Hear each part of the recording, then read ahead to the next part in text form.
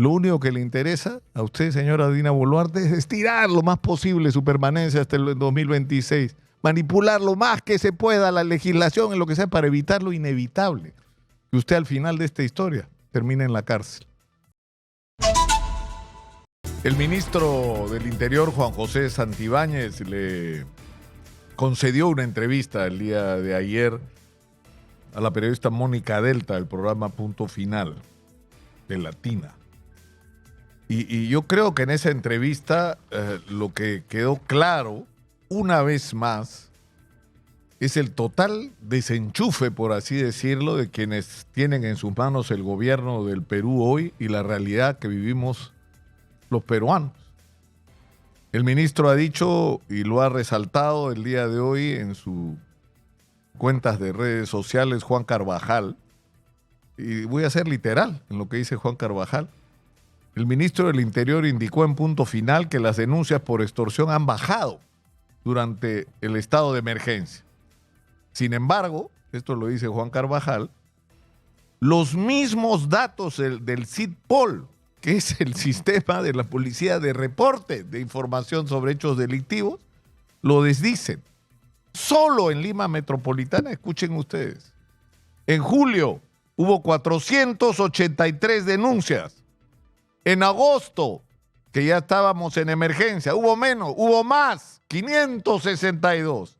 En septiembre, bueno, ahí ya tendría que rendir efecto, ¿no es cierto?, el transcurso del estado de emergencia. No, señor, hubo más todavía, 649. Bueno, en octubre, ya tenemos que ver los resultados. Bueno, los resultados son 796, es decir, vamos camino que en un plazo aproximado de 6 meses, los casos de las denuncias por extorsión no se han disminuido, ministro, se están duplicando. Y esto no es, pero ni de lejos, la señal de lo que está ocurriendo, de lo que está viviendo la gente, de lo que están viviendo los mototaxistas, los pequeños comerciantes, los transportistas, es decir, la gente que está construyendo hasta para la construcción de una casa, para reparar tu casa. En un cerro tienes que pagarle a los extorsionadores, porque si no te meten una granada que habría que preguntarse. Bueno, ahora estábamos planteando la pregunta con Manuel Rosas, ¿de dónde salen las granadas? ¿De dónde salen? ¿Ah? ¿Ya se enteraron cuál es el origen? Entonces, lo que está claro son dos cosas, que la situación de la inseguridad sigue muy mal y que la manera como está enfrentando el gobierno y las personas que se están haciendo cargo de esto no funcionan. No están a la altura de las circunstancias, no tienen las respuestas que necesitamos. Y yo no sé qué es lo que tiene que ocurrir para que terminen de tomar conciencia. Que no, están ocupados en sus conspiraciones. O sea, la señora presidenta que no tiene cabeza porque su hermano está preso, su hermano está prófugo, su abogado está preso. Y ella misma está procesada ahora con autorización, por lo menos preliminarmente, del Congreso por los muertos de diciembre del año 2021 y enero del 22. Porque ahí en realidad, diciembre del 22 y enero del 23, ahí no debió morir nadie, Dina. Lo único que tenías que hacer era cumplir tu promesa. Si tú renunciabas, no moría nadie en el Perú.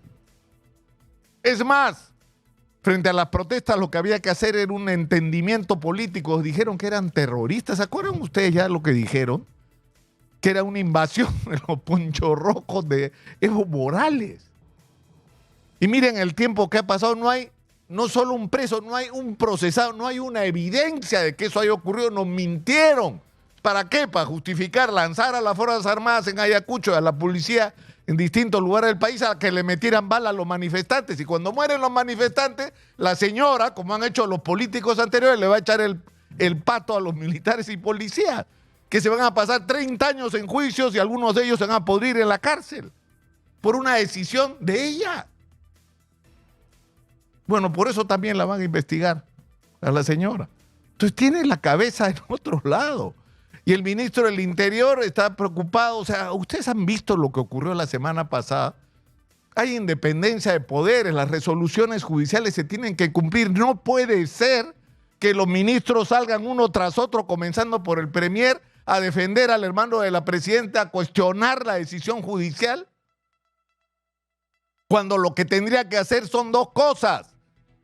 Dos cosas, llamar a todo el mundo a respetar la ley, incluyendo al hermano del presidente y capturarlo, de la presidenta y capturarlo.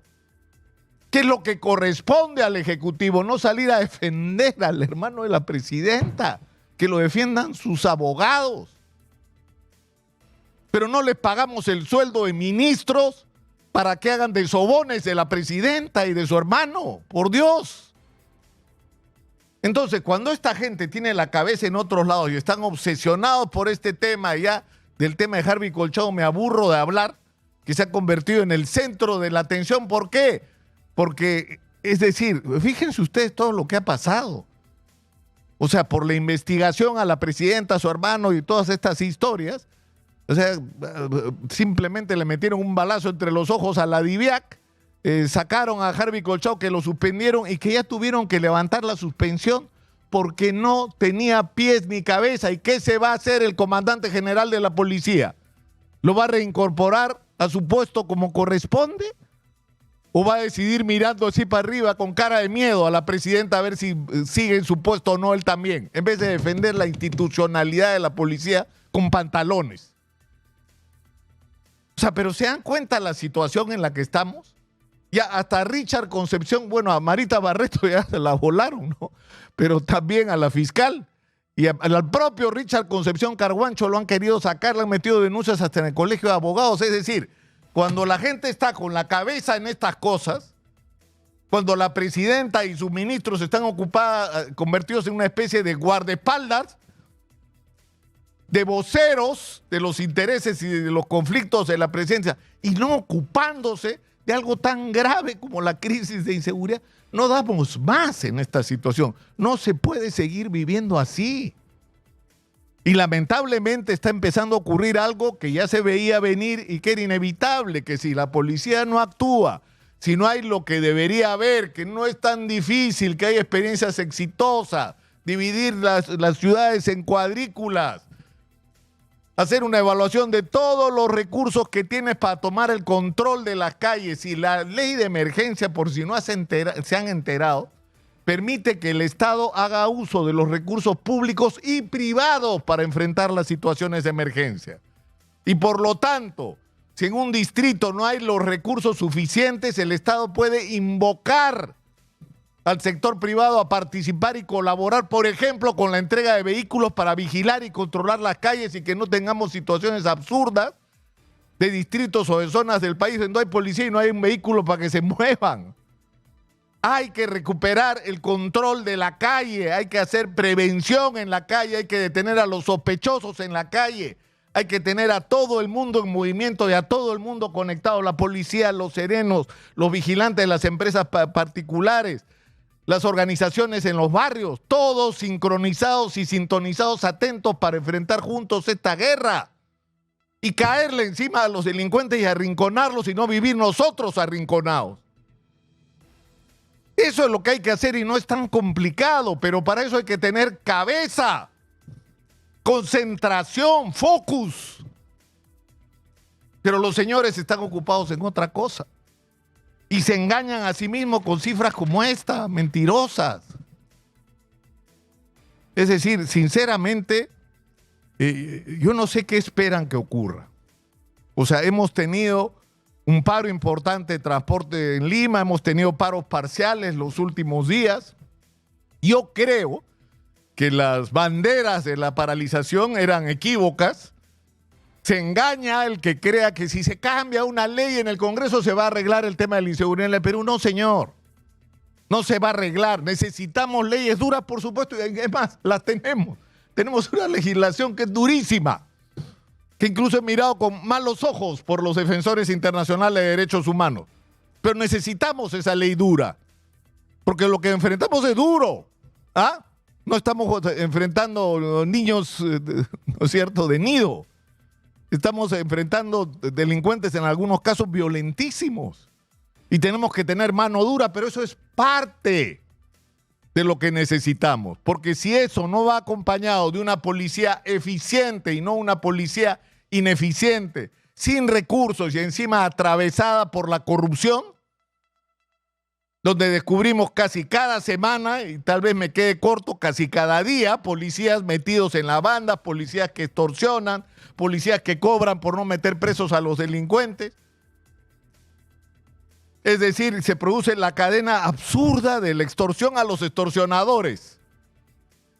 O sea, eso ya es una cosa pero impensable, pero eso está ocurriendo. Entonces, de eso es de lo que hay que ocuparse.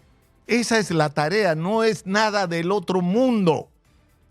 Es simplemente tener una estrategia clara donde se establezca el papel que cada uno va a cumplir, la policía, los serenos, el Poder Judicial, el Ministerio Público, el sistema penitenciario, que obviamente tiene que ser reestructurado y obviamente hay que pasar el caterpillar de todas estas instituciones de los corruptos, es decir, barrer y sacar de todas estas instituciones a los corruptos, que no es un misterio quiénes son, porque eso también se sabe, y articular los esfuerzos de todos para lograr el objetivo de pacificar este país que está enfrentado a una guerra contra la delincuencia que se parece ya demasiado a la guerra contra el terrorismo y que lamentablemente estamos perdiendo. Y decía que está ocurriendo algo que lamentablemente no debería ocurrir, pero que está ocurriendo, que la gente está empezando a tomar la justicia en sus propias manos. Si la policía no está, si la policía no llega, si la policía no actúa, bueno, chapa tu choro, pues. ¿No? Es lo que está pasando en ya demasiados lugares. Y yo creo que esto debe ser una señal de advertencia para hacer los cambios que son necesarios. Ahora, la pregunta es la señora Dina, ¿está la señora Dina Boluarte sinceramente en capacidad de seguir gobernando el Perú? O mejor producimos un cambio, adelantamos los plazos y nos libramos de esta situación invivible. La respuesta está en manos de ella misma. Que se da cuenta, y yo se lo he repetido 10 veces acá, que el poder no lo tiene el Congreso. ¿Se ha dado cuenta, señora Dina Boluarte? No es que ellos la tienen agarrada al cuello porque si votan por su vacancia usted se tiene que ir. No, señora, si usted renuncia se van todos y ellos no se quieren ir. Entonces usted tiene en sus manos, si se quiere quedar hasta el 2026, hacer un gabinete técnico de gente calificada, de gente capaz, de gente que está ahí porque tiene respuestas a los problemas del país, de gente que nos puede dar soluciones y no generar problemas como tenemos todas las semanas con los escándalos que vienen del gobierno. Y si al Congreso no le gusta y eso no se puede hacer, bueno, se irán todos, pues, y se acabó la historia. ¿Ah? A ver si se atreven los señores desde el Congreso a decirle que no a una propuesta de esa naturaleza. El problema es si a usted le interesa hacer esa propuesta.